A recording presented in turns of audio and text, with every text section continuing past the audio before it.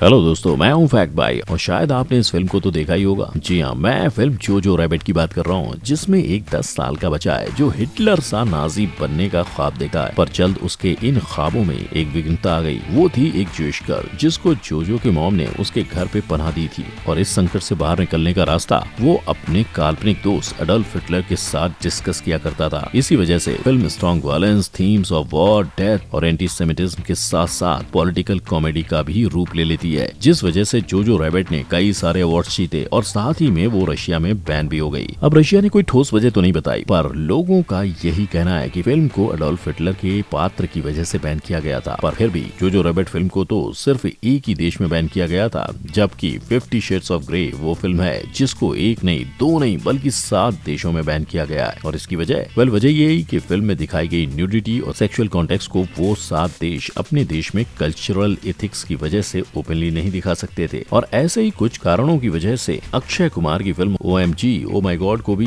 UAE और दूसरे अन्य देशों में बैन कर दिया गया, क्योंकि उस फिल्म में लोगों के रिलीजियस सेंटिमेंट्स हर्ट हो रहे थे। और ऐसे ही दूसरे बैन फिल्म्स के नाम और उनकी कहानी जानने के लिए चलिए शुरू करते हैं। नंबर 1, पद्मावत।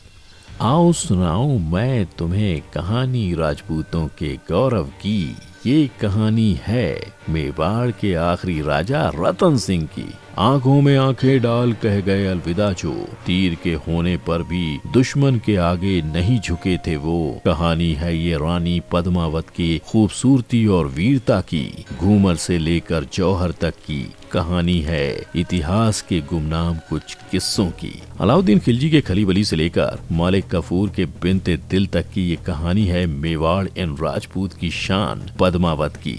और इसी कहानी को साल 2018 में संजय लीला भंसाली ने अपनी फिल्म पद्मावत के नाम से दुनिया के सामने लाए। हालांकि अपने रेटिंग्स को बढ़ाने के चक्कर में उन्होंने असल कहानी की असलियत को छोड़ अपने मिर्च मसाले भी मिलाए हुए हैं फिल्म में, जैसे कि दिल्ली सल्तनत के झंडे को ऐसे से ऐसे में बदल देना। इतिहास में भले ही खिलजी और राजा रतन सिंह के बीच कभी बातचीत न हुई हो, पर मनोरंजन और डायनेमिक डायलॉग्स के चक्कर में उस मुलाकात को फिल्म में दिखाना। और तो और संजय भंसाली ने पद्मावती और राजा रतन सेन की पहली मुलाकात का सीन भी फेकली डिस्प्ले किया था, क्योंकि असल में रानी पद्मावती के पास हीरामणि नाम का एक बोलता तोता था, जिसको रानी पद्मावती के पापा ने मार देने के आदेश दिए। आदेश की खबर पड़ते ही रानी ने हीरामणि को महल से उड़ जाने को कहा। तोता उड़ गया, पर एक पक्षी पकड़ने वाले के जाल में फंस गया, जिसके बाद वो व्यापारी राजा रतन सेन के पास पहुंचा और वहाँ उनके सामने उसने रानी पद्मावती की खूबसूरती की काफी तारीफ की। तब जाकर राजा रतन सेन पद्मावती से मिलने गए और ऐसे शुरू हुई थी उनकी कहानी, जिसमें फिर आया विलेन अलाउद्दीन खिलजी और उस पात्र को रणवीर ने फिल्म पद्मावत में बखूबी दर्शाया है। और उनके उसी बेमिसाल एक्टिंग की वजह से मलेशिया में पद्मावत पर बैन लगे, क्योंकि वो ठहरा मुख्य रूप से एक मुस्लिम नेशन। इसीलिए उनका कहना था कि मूवी मुस्लिम रूलर को नेगेटिवली पोर्ट्रे करते हुए उनके इस्लामिक सेंटिमेंट्स को आघात पहुंचा रही है, जो उनको हजम नहीं हुआ और मूवी पर बैन्स लग गए। Number 2, Kashmir files. Kashmir files 2022 में आई वो फिल्म है जिसने इंडिया के लोगों को उस सच से वाकिफ करवाया जो 1990 के दौर में कश्मीर के लोगों ने जिया था। इंडियन बॉक्स ऑफिस पर 250 करोड़ कमाने वाली ये फिल्म इंडिया के लोगों को जितनी ज्यादा अच्छी लगी थी, उतनी ही ये फिल्म इजराइल के फिल्म मेकर नादाव लैपिड को पिछले दिनों गोवा में हुए international film festival of India IFFI के दौरान खटकी। और उन्होंने ये बात सबके सामने रखने से पहले एक बार भी नहीं सोचा। नादाव, जो IFFI के ज्यूरी चीफ थे, उन्होंने स्टेज पर आकर कश्मीर फाइल्स को एक प्रोपेगेंडा और वल्गर शॉकिंग फिल्म कहा। जब ये फिल्म रिलीज हुई थी तब भी कई लोगों ने इसी तरह इस फिल्म को बैश और बैन करने की कोशिशें की थी। हालांकि वो तब कामयाब नहीं हुए थे। इस कंट्रोवर्सी के पीछे कश्मीर फाइल्स का क्या होगा, क्या वो बैन होगी, ये तो वक्त बताएगा। लेकिन नदाव लैपिड के कश्मीर फाइल्स के खिलाफ बोलने के बाद इस फिल्म के कलाकार जैसे अनुपम खेर ने जवाब में नदाव को ही वल्गर और अपॉर्चुनिस्ट बता दिया। वहीं परेश रावल का जवाब था कि नदाव के कमेंट से अपसेट होने के बजाय हमें इसे लर्निंग लेसन समझना चाहिए। पर इस पर सबसे अलग रिएक्शन था फिल्म के डायरेक्टर विवेक अग्निहोत्री का।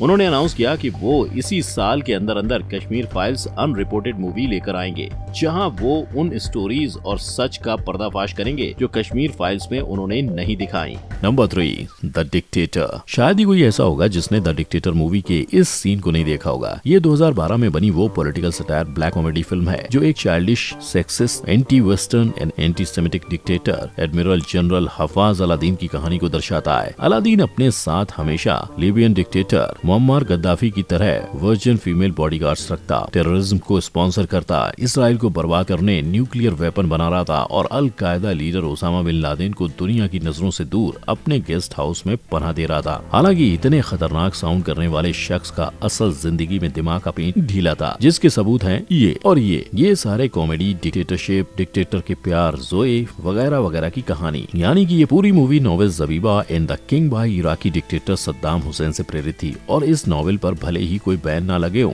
पर दुनिया के बहुत से हिस्सों में इस नॉवेल से प्रेरित मूवी द डिक्टेटर पर प्रतिबंध लगे हुए हैं। एग्जाम्पल, बेलारूस एंड तजाकिस्तान के जैसे बहुत से कॉमनवेल्थ ऑफ इंडिपेंडेंट स्टेट्स में उनके लीडर्स को डिक्टेटर कहा जाता है, इसीलिए उन सभी जगह पर मूवी पर बैन है। और उज्बेकिस्तान में इस 83 मिनट्स की मूवी को काट छाट कर 71 मिनट्स का रिलीज किया गया था। तो वहीं बेलारूस में इस फिल्म पर इनफॉर्मली बैन्स लगे और मलेशिया में मूवी को थिएटर्स में रिलीज होने से भी ब्लॉक कर दिया गया। और इसराइल, जिस पे न्यूक्लियर अटैक करने की प्लानिंग की गई थी और उस देश की हिब्रू लैंग्वेज का अलादीन एंड नदाल हेलीकॉप्टर में मजाक बना रहे थे, उस देश में तो इस फिल्म को बैन होना ही था। Number 4, super heroes. अमेरिका को छू कर देखा, सुपर हीरो की चली सवारी, स्पेस विलेन से लड़े हम, प्रीत वालों से है सच्ची यारी। पर ना, ये यारी, ये दुनिया को बचाना, ये सारी सुपर हीरोज की फैंटेसी भरी कहानियां, ये सब दुनिया में हर किसी को नसीब नहीं होता। तभी तो 2021 में रिलीज हुई मार्वल स्टूडियो द्वारा बनाई गई मार्वल सिनेमैटिक यूनिवर्स की 26th फिल्म द इटर्नल्स को कई सारे देशों में बैन किया हुआ है। Saudi Arabia, Kuwait, Qatar, Bahrain और ओमान में इटर्नल्स को रिलीज ही नहीं किया गया था, क्योंकि ये फिल्म गे कपल्स का चित्रण करती है। तो वहीं यूएई, जॉर्डन, लेबनान, इजिप्ट में फिल्म को रिलीज तो किया, पर सारे गे लव सीन्स को कट कर दिया गया था। हालांकि इसके बावजूद $200 मिलियन के बजट पर बनी इस फिल्म ने बॉक्स ऑफिस पर 402.1 मिलियन बनाने में ये कामयाब रही। और कुछ ऐसी कहानी मार्वल सिनेमैटिक यूनिवर्स की 28th film TR. Strange in the multiverse of madness की भी रही। इस फिल्म को भी अपने गे कैरेक्टराइजेशन की वजह से पूरे जॉर्डन में बैन कर दिया गया है। पर ऐसी बैन भरी कहानियां सिर्फ मार्वल सुपर हीरोज ही नहीं झेल रहे हैं, डिज्नी सुपर हीरोज की भी यही दुख भरी कहानियां हैं। जैसे कि आप DC comic character based film wonder woman की बात कर लो ना। फिल्म में कोई समस्या नहीं थी, समस्या थी वंडर वुमन का पात्र निभा रही गैल गैडोट। दरअसल साल 2014 में Sunni Islamic fundamentalist and nationalist organization Hamas ने 3 इजराइल टीनेजर्स को किडनैप करके उन्हें बेरहमी से मौत के घाट उतार दिया। और इस हादसे का नतीजा ये हुआ कि इजराइल ने पैलेस्टीनियन एन्क्लेव ऑफ गाजा पर वॉर छेड़ दिया। ये युद्ध 7 दिनों तक चलता रहा, जिसमें 2100 पैलेस्टीनियंस और 73 इजरायलीज का खून कर दिया गया। और इस पूरे वॉर में Israel actress and model Gal Gadot ने ऑब्वियसली इजराइल का साथ दिया, पर उनका ये साथ ट्यूनीशिया और लेबनान को पसंद नहीं आया। यही वजह है कि उन्होंने वंडर वुमन के साथ साथ डिज्नी की जस्टिस लीग पर भी through out the nation bans लगा दिए हैं। पर सिर्फ डीसी की ये सारी फिल्में ही नहीं, डीसी के सुसाइड स्क्वाड ने भी बैन का सामना किया है। चाइना ने उसे बैन किया था, और वो सिर्फ और सिर्फ इसलिए क्योंकि वहाँ के अकॉर्डिंग वो एक अच्छी फिल्म नहीं थी। मतलब अब डीसी वाले क्या पोगो के आइटम्स पर पिक्चर बनाएं? वेल, मार्वल और डीसी के बाद अब बारी आती है डिज्नी के ब्यूटी एंड द बीस्ट की, जिसे कुवैत में बैन किया गया है। और इसकी वजह है मूवी में दिखाए गए गे मूवमेंट्स, क्योंकि मिडिल ईस्ट की कंट्रीज में होमोसेक्सुअलिटी अभी भी क्रिमिनलाइज्ड ऑफेंस है, जिसके लिए फाइन, लैशिंग और हवाला तक की सजा है। और मिडिल ईस्टर्न कंट्रीज में इस तरह मूवी बैन करना बिल्कुल आम सी बात है। जैसे कुछ सालों पहले 300 इस मूवी को ईरान में इसलिए बैन कर दिया गया था क्योंकि उनका मानना था कि वो फिल्म अमेरिकन प्रोपेगेंडा फैला रही है, और एक बार उन्होंने कुछ मान लिया तो वो किसी की नहीं सुनते। नंबर 5, पाकिस्तान। भैया, कुछ होते हैं जो अपनी गलती को स्वीकार करते हैं, कुछ होते हैं जो अपनी गलती को झूठ से छुपाते हैं, और फिर आता है पाकिस्तान, जो अपनी गलतियों पर बैन लगा देता है। मेरा मतलब पूरी दुनिया में पाकिस्तान इकलौता ऐसा देश है जिसने भारत की इंस्पायर्ड बाय ट्रू इवेंट्स की ज्यादातर फिल्म्स को बैन कर दिया है। झूठे मुकदमे में फंसा, वो भी पाकिस्तान में।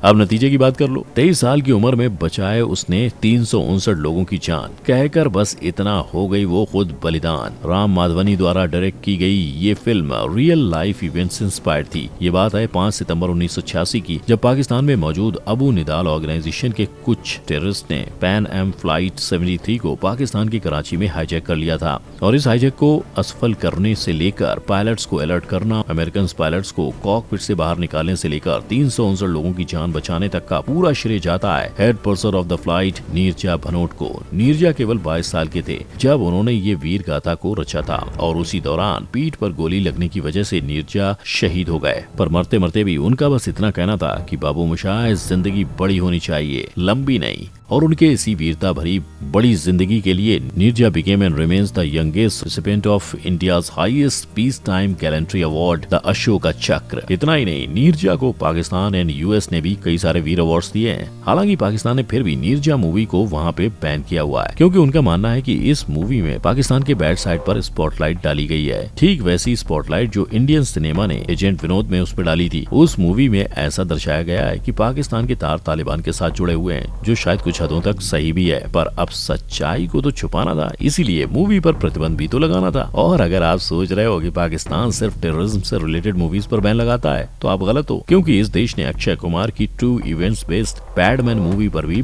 बैन लगाए हुए हैं, क्योंकि उनका कहना है कि ये फिल्म उनके कल्चरल सेंटिमेंट्स को हर्ट कर रहा है। एब्यूजिव लैंग्वेज की वजह से शाहिद कपूर की फिल्म उड़ता पंजाब भी पाकिस्तान में बैंड है, तो वहीं OMG ओ माय गॉड जो UAE में बैंड है, उसे भी पाकिस्तान में बैन रखा गया है। और यकीन मानो, इस लिस्ट का कोई अंत नहीं है, जहां फैक्ट भाई बस इतना कहना चाहेगा कि पाकिस्तान को बोलने दे, तकलीफ हुआ है बेचारे को, बोल।